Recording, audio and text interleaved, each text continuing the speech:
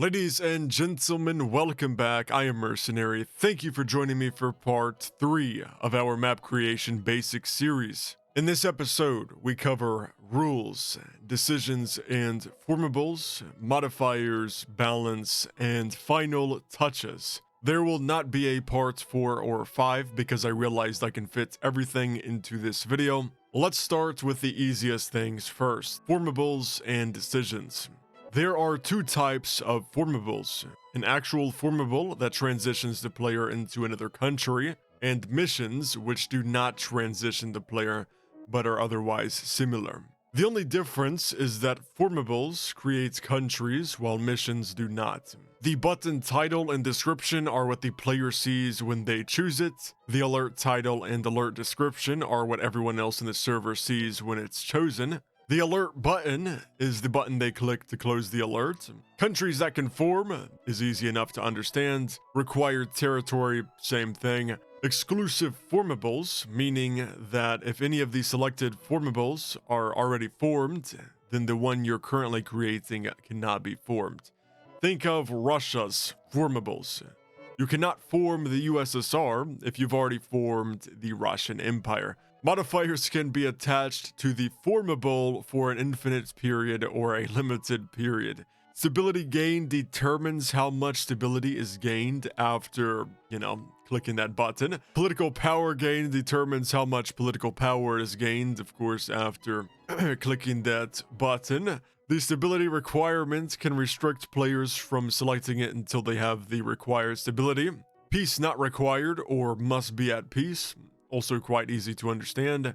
Moving over to custom modifiers, these are quite simple. The process is similar to flags, and you should upload icons for them to improve the quality of your map.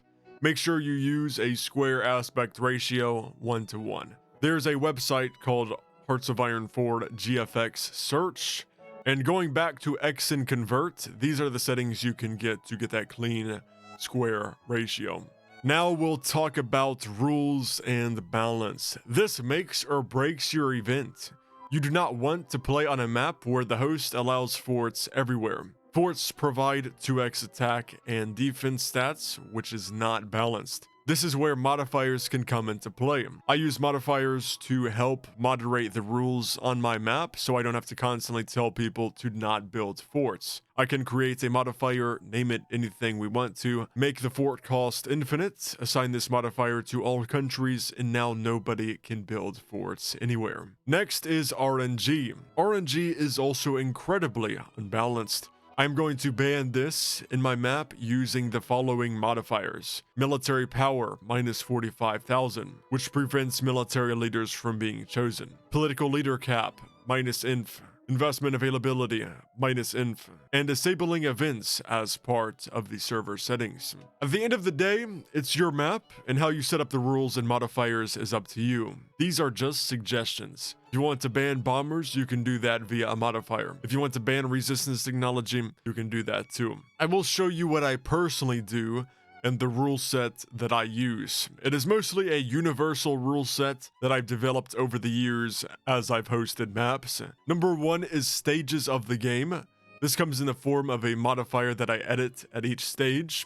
I also have an end the game stage that signifies when the game ends if the win condition isn't met by then. I am using this World War II slideshow as my example because it's already done. Of course, you do not want to copy this word for word unless you're making a World War II scenario that starts in 1933. Then we have the universal modifiers. These are applied to every nation to ensure equality and fairness. This would be the balancing modifiers, for example, like the fort modifier we talked about earlier. Next are the server settings. I would also recommend banning these technologies, except better fuel compounds. That is specific to my World War II map. Of course, you can use that if you want to. Starting development and infrastructure were covered in the last video. This also ensures everyone starts from ground zero and has to build up, making it more fair. Starting resources can be whatever you want. Keep in mind that higher treasuries lead to faster build up by players, and reduce the advantage of skilled players who develop their economy more efficiently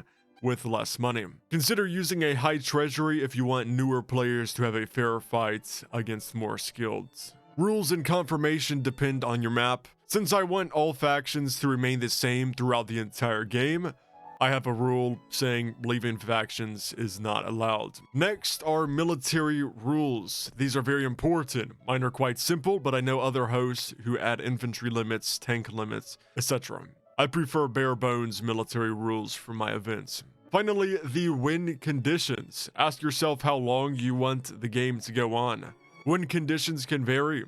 In my case, it will be the last faction standing. Next are the final touches. This includes making sure everyone is in the correct faction, the puppets in your scenario are assigned to their overlords, and maybe creating custom formables or missions that go beyond just the rules and tiers. For example, in my World War II map, Germany has the tier and rules missions, but they also have gameplay specific missions that give them cores on surrounding lands, and even modifiers to help them with the MIFO bills they start with. So now I'm going to do everything we just talked about to this World War I map, and I will explain everything as I go. Let's begin. Of course, before loading our map, population change off, all of those things we discussed.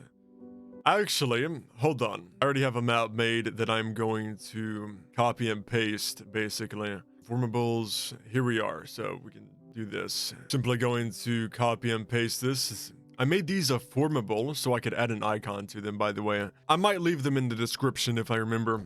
Then we have the rules. Here are the rankings and the rules. We can load the World War I. I will create the descriptions later. Stability requirement, make it infinite. That way it cannot be formed. It's only meant to be in the decisions. Hover over it. We'll do this for every single one of them. Let's assign these to their countries. We'll do superpowers first because they're the easiest. United Kingdom, Russia, West, Southern Germany. That is all of the major powers. Update formable. That was quick. Update all of that. Let me just double check everything. Make sure French Africa, minor power, yep. So now I'm gonna work on the descriptions of each of these countries. I should copy the descriptions from my World War I map as well, shouldn't I? Going back and forth here. I mean, once you already have it set up, there's no shame in doing this. Yeah, that looks pretty good. Might as well copy the rules too, because like I said, most of my rules are the same for all of my events. I may change a little. Yeah, we will change some stuff in here, like the factions and stuff. We don't have to do any of the alerts for stuff that cannot be chosen by any player. We go to one of the insignificant powers. We hover over this. You can now see, kind of gives a description of the country. Lowest population, possesses minimal industry and limited armed forces. Offers little manpower and material impact to any side. Serves mainly as territory. I need to rename these, don't I? I was going to call these Great Powers. Great Powers. Yeah, I just realized that. That is the highest rank in our map. We update these to Major Powers. Perfect. Now for the rules. Let's see if we want anything changed. Removing better fuel compounds out of that. There is no speed bump countries on this map. We have the Allies and the Central Powers. We got to add in a new section here. Win conditions. This will just be last faction standing.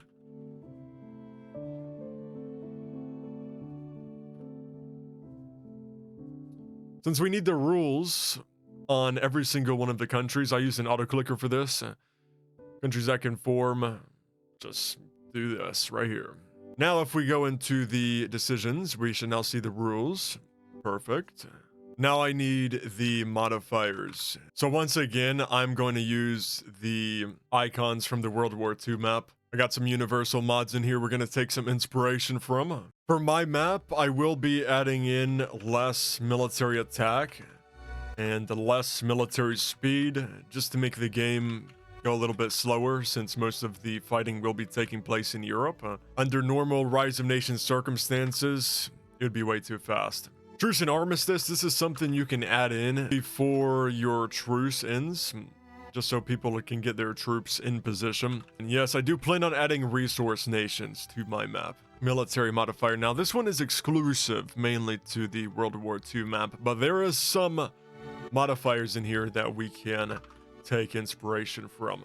Manpower increase. I don't think we need this. I may add it in later. Artillery attack against non-entrenched makes it more strategic how people move their troops. And then minus 60% artillery attack against entrenched. Minus 44% infantry recruitment time. 66.67 manpower cost for artillery. Speaking of manpower, 6x manpower cost for tanks. Battleship range, we definitely want this nerfed. Like I said, most of the fighting is going to be taking place in Europe. We do not want one destroyer covering all of Italy. That would not be good. Same goes for all of the ranges. We are reducing them. We have the naval recruitment time, air recruitment time. This makes it to where you can only build airports on million pop cities. So this indirectly buffs the superpowers and that divided Germany that we have. Specialization training speed.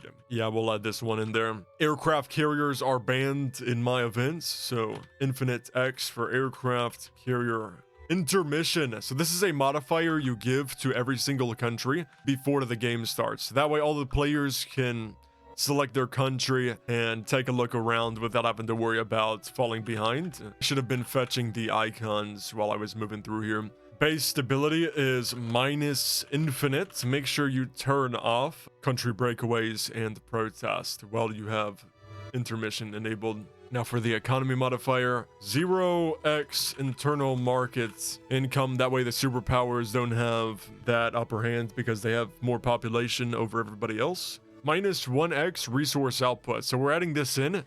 No countries on the map will produce resources besides the resource nations that I add in there. Develop city costs. I might add that one in. Let's grab some of these flags and steal the name too. Flag. That flag is like a quarry. So this may be confusing. Let me go back in here and explain this. Intermission is before the game starts, right? After the game starts, players will have the truce/armistice modifier for however long your preparation stage of the game is. This allows them to move their troops into whatever position they want to, faster recruitment time, faster entrenchment speed, once again getting their troops in position, and minus infinite embark speed so they can't go snipe somebody across the ocean. I am working on a server that includes all of these icons in a Discord channel.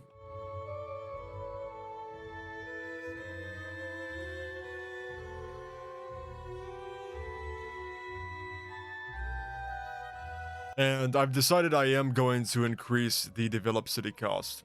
There's all of the modifiers. Now we add them all to every single nation on the map. Country editor, edit all the countries, add new modifiers. Let's do the economy modifier first, then the military modifier, RNG, stage of game, truce, armistice, and then the intermission. Add this one last, -1. That way they last forever for all nations. Let's create the resource nations now that everybody should be making 0 resources. So nobody has a resource advantage over everyone. In fact, I can't even see the tungsten on the map because nobody's making any. So we're going back to country editor and removing the economy modifier, I think it was.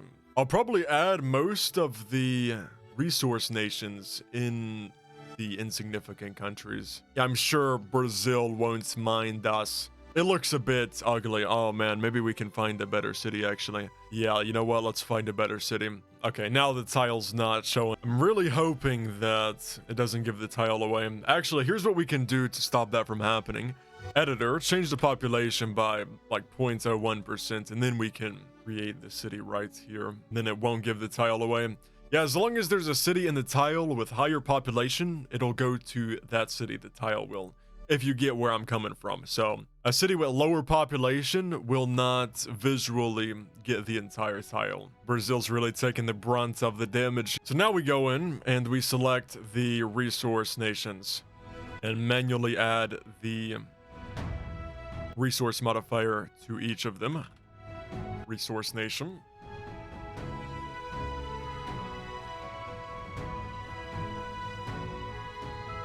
There we are. So now all of the countries are producing infinite phosphate, oil, iron. I'm gonna be creating the rule set after this video with the starting treasuries and everything. I won't be doing that in this video, only the essentials. because a slideshow does take a while to make. And by the way, whenever you ban technologies, you have to do that before you're about to host. Banned technologies do not save, I'm pretty sure. The final touches would be, I guess, the factions and the puppets. So now we want to turn on AI always accepts diplomatic request. Do the puppets first, by the way. Egypt was technically under British occupation, but for balancing reasons, because that excuse always works, we are making the Egyptians in the Central Powers. We have really loaded up the Central Powers this game. They are extremely strong, but we also got to remember that the Allied Powers have insane support builds. That's the thing here. All of the Central Powers, they are consolidated in one area. Whoever's playing support can be attacked. For the Allies, let's say Japan's playing support, right? What Central Power can attack the support? That's their advantage, and it's a pretty big advantage by the Allies. Here's how you can create faction names that are realistic. We're gonna rename Berlin to Central Powers, or whatever the capital is of the country you're creating the faction with. Central Powers Alliance. Oh, and then we can rename Berlin back to Berlin. Triple Entente. USA is gonna start in the Triple Entente. Probably missing some countries. Oh, I forgot to do something with the USA. So the reason you want to do puppets first is because you cannot do them in a faction. You can see nothing pops up, so we have to leave this faction. Then puppets, and then join back. Let's work on the Central Powers. Wait, I have one more decision to add, actually. But yeah, let's save the game. We're going back to the World War II map real quick. I'm going to be adding the extra flavor for the World War I map off camera.